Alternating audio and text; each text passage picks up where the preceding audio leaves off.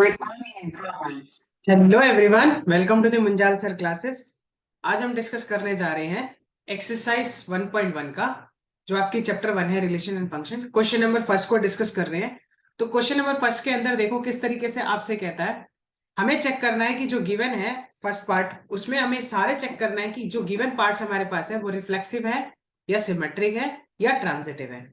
अब रिफ्लेक्सिव है, सिमेट्रिक है, ट्रांजिटिव है, आपको ये चेक करना है। तो रिफ्लेक्सिव, सिमेट्रिक और ट्रांजिटिव के लिए, जैसा कि हमने प्रीवियस वीडियो में डिस्कस किया है कि रिफ्लेक्सिव, सिमेट्रिक और ट्रांजिटिव की डेफिनेशन क्या होती है, तो उन्हीं डेफिनेशन को इस्तेमाल करते हुए आज हम इनको चेक करेंगे कि जो आपके पास गिवन है क्वेश्चंस, वो रिफ्लेक्सिव हो रहे हैं, सिमेट्रिक हो रहे हैं या नहीं हो रहे।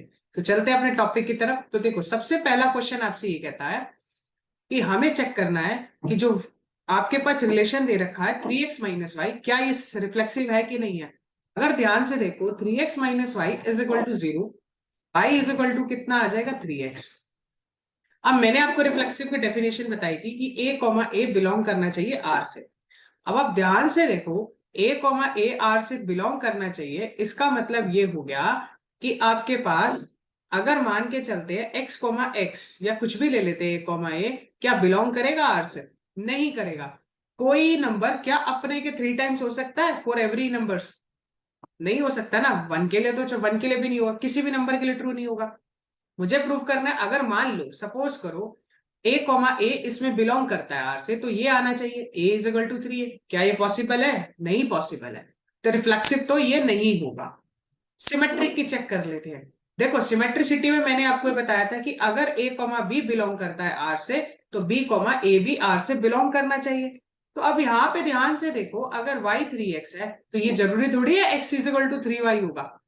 अगर x कॉमा वाई बिलोंग करता है तो y कॉमा 3x बिलोंग करेगा? नहीं ना, पॉसिबल ही नहीं है। ट्रांजिटिव में चेक कर लेते हैं। अगर मान के चलो x कॉमा वाई बिलोंग करता है r से और y कॉमा जेड बिलोंग करता है r से, सॉरी यहाँ पे r है बेटा, तो अब मुझे दिखाना है कि x कॉमा जेड बिलोंग करता है r से या नहीं, ट्रांजिटिव के लिए। तो ध्यान से देखो, अगर x कॉमा वाई बिलोंग करता है r से तो y 3x है, और अगर y कॉमा जेड बिलोंग करता है तो z इज इक्वल टू कितना है 3y। अगर x z बिलोंग करता है तो z की वैल्यू क्या आनी चाहिए 3x। अगर मैं y की वैल्यू 3x डाल भी दूं तो ये 9x हो जाएगा, 3x तो आ ही रहा। दैट मीन्स ट्रांजिटिव नहीं हुआ ना बेटा। बहुत सिंपल से क्वेश्चन है, डेफिनेशन का इस्तेमाल करो और आप इजीली इन चीजों का मूव ऑन कर जाओगे। चले आगे बेटा, तो आगे की तरफ मूव ऑन करते हैं, देखते हैं आगे कैसे क्वेश्चन है। नेक्स्ट सेकंड पार्ट में आपसे ये कहता है, सेकंड पार्ट में आपसे कह रहा है कि आप ये बताओ कि जो गिवन है relation y is equal to x plus 5 is x is less than 4, क्या ये आपके पास ट्रांजिटिव है, रिफ्लेक्सिव है या नहीं है। रिफ्लेक्सिव, सिमेट्रिक, ट्रांजिटिव, फिर से मुझे क्या करना है बेटा, रिफ्लेक्सिव, सिमेट्रिक और ट्रांजिटिव को चेक करना है। ठीक है, चलते हैं अपने पार्ट की तरफ। देखो, y is equal to x plus 5 है, ठीक है, और x की वैल्यू लेस देन 4 है। अगर मैं ध्यान से देखूं, क्या 1,1 इसमें बिलोंग करेगा? नहीं करेगा। 1 is equal to 1 plus 5 possible है? नहीं है। रिफ्लेक्सिव तो दूर दूर तक नहीं हुआ। सिमेट्रिक होगा? सिमेट्रिक भी नहीं होगा बेटा। क्यों नहीं होगा? अगर y is equal to x plus 5 है, मतलब x कॉमा वाई आर से बिलोंग करता है, तो क्या y कॉमा एक्स आर से बिलोंग करेगा?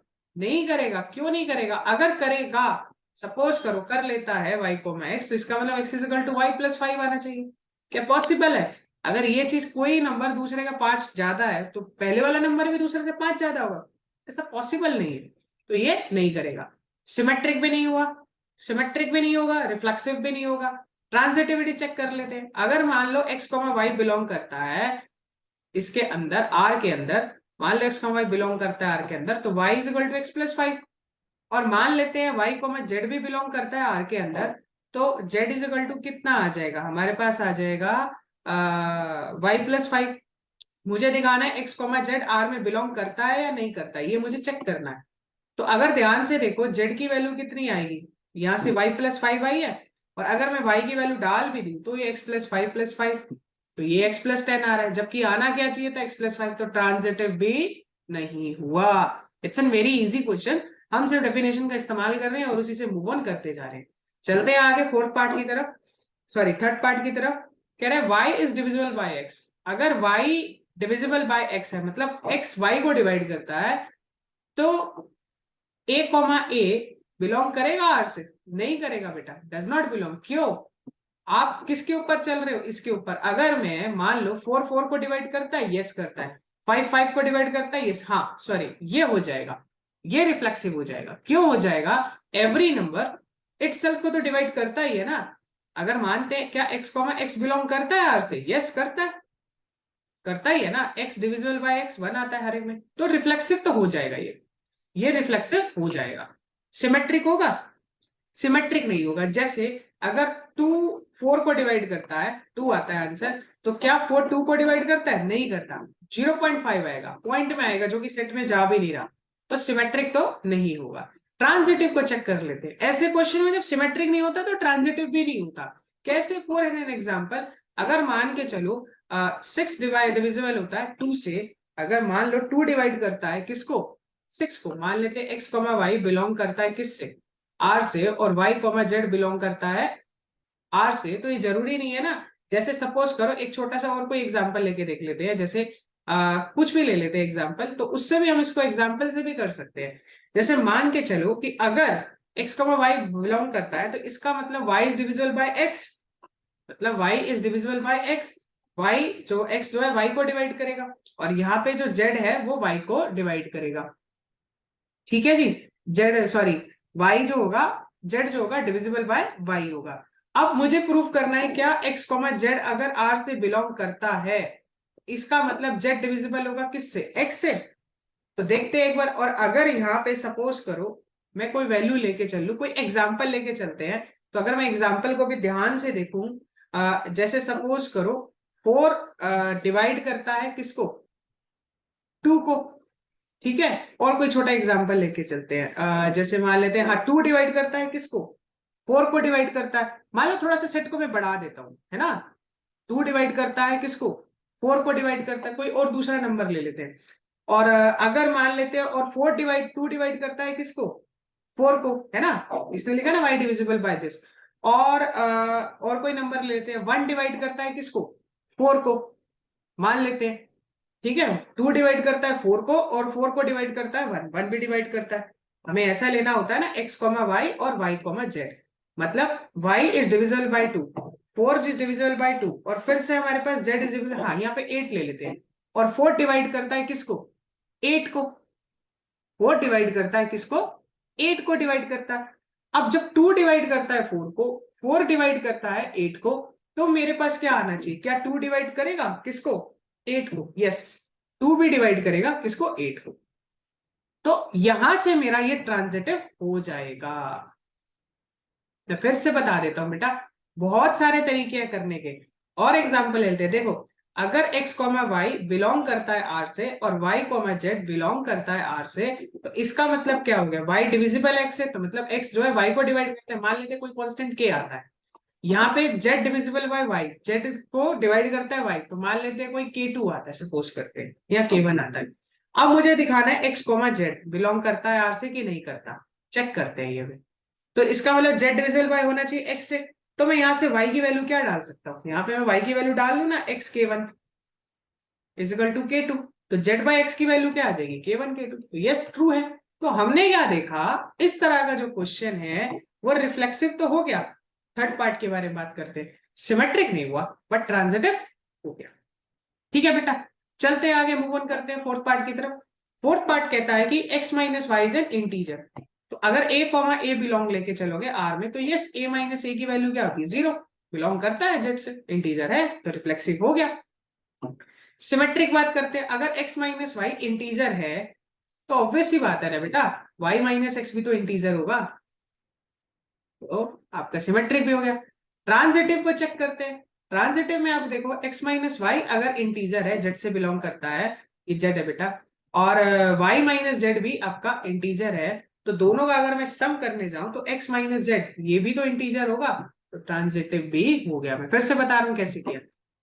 मैंने लिया x y बिलोंग करता है r से, मतलब x माइनस वाई इंटीजर है, y z बिलोंग करता है r से, इसका मतलब y माइनस जेड इंटीजर है। तो दोनों का जब सम करने गया, इन दोनों का, तो y से y कट जाएगा, x माइनस जेड ये भी तो इंटीजर होगा, तो इसका मतलब क्या हो गया? ये रिफ्लेक्सिव हो गया, सिमेट्रिक भी हो गया, ट्रांजिटिव भी हो गया। ऐसा क्यों हो गया? क्योंकि सारा खेल इंटीजर के ऊपर चल रहा था, इसलिए हो गया। ठीक है बेटा, चले आगे।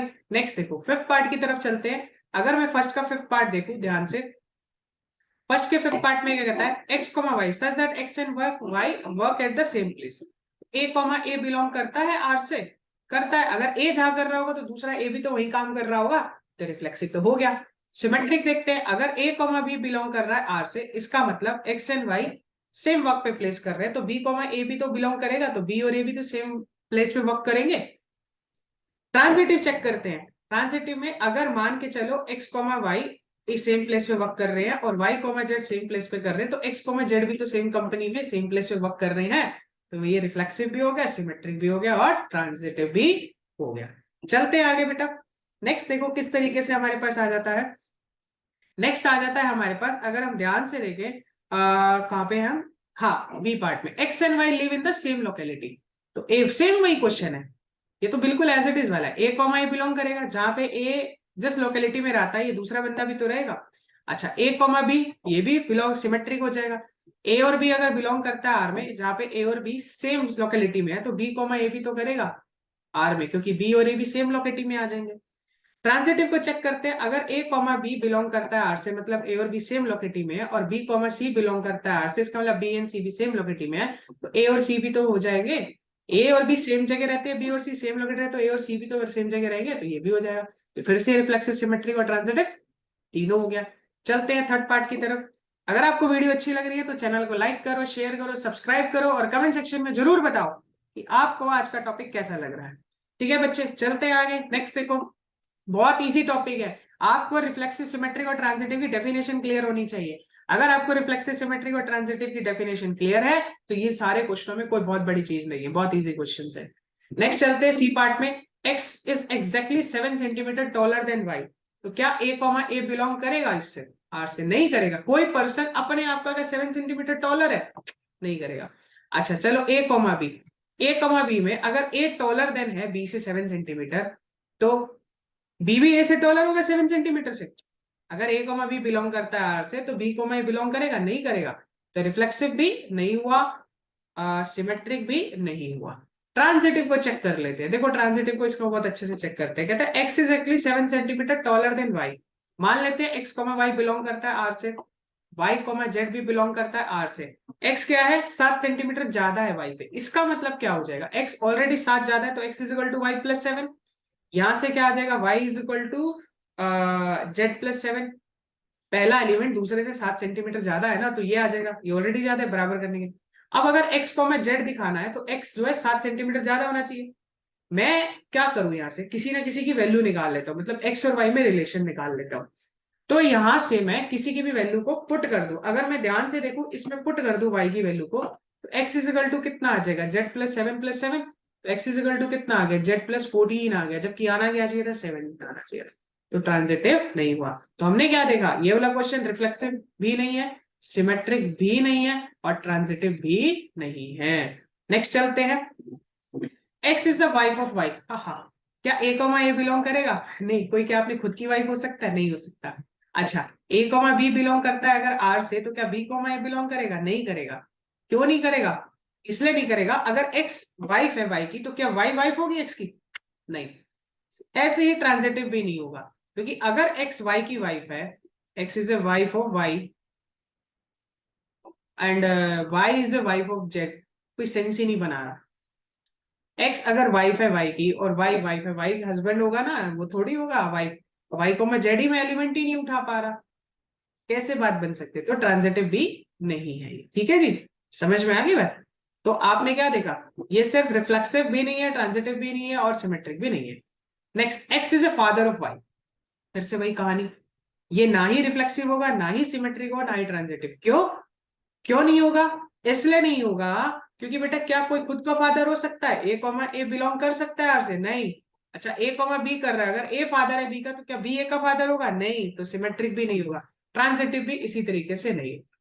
ठीक है, वो आज का टॉपिक आपको अच्छा लगा होगा। आज हमने डिस्कस किया एक्सरसाइज 1.1 का क्वेश्चन नंबर 1 के सारे पार्ट डिस्कस किए हैं।